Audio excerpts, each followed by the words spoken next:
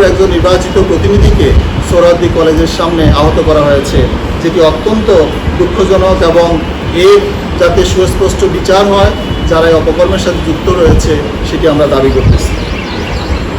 পরিশেষে বলব, এই বিশ্ববিদ্যালয় আমাদের সকলের।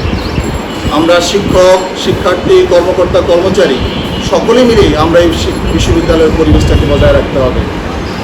এই বিশ্ববিদ্যালয়ের পরিবেশ বজায় না থাকলে এদেশের মানুষের ট্যাক্সের টাকায় যে বিশ্ববিদ্যালয় চলে, মানুষের ট্যাক্সের টাকায় আমাদের বেতন হয়, এই বিশ্ববিদ্যালয় যদি ঠিকমতো না চলে, এটি একটি বড় নেগেটিভ বিষয়, নেতিবাচক বিষয় হিসাবে আমি মনে করি।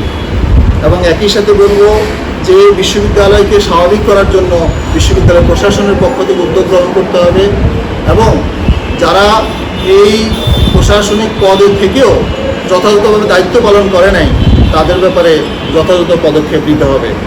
এবং বিশ্ববিদ্যালয়ে যারা ছাত্র রাজনীতি করবে, বিশ্ববিদ্যালয়ের সাংগঠনিক কাজ করবে, এটি শুধু শিক্ষার্থীদের মধ্যে সীমাবদ্ধ হওয়া উচিত।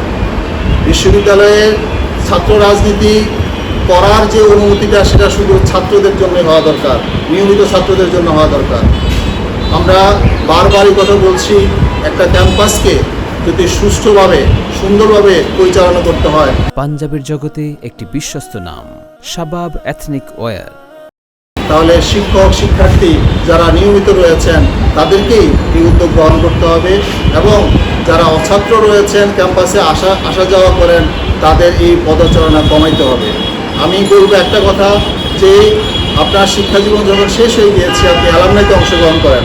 অ্যালামনাইতে অংশগ্রহণ করার মধ্য দিয়ে আপনি আপনার কাজগুলো বিশ্ববিদ্যালয়ের সাথে সম্পর্ক ঠিক রাখেন। কিন্তু এখানে নিয়মিত শিক্ষার্থীদের সাথে যে রাজনৈতিক কর্মকাণ্ড, সেটি যাতে না করা হয় এবং বিশ্ববিদ্যালয় প্রশাসন যাতে সেখানে উদ্যোগ গ্রহণ করে, এই উদাত্ত আহ্বান রেখে আমি আমার এই সংবাদ সম্মেলনের মূল বক্তব্য এখানে শেষ করতেছি।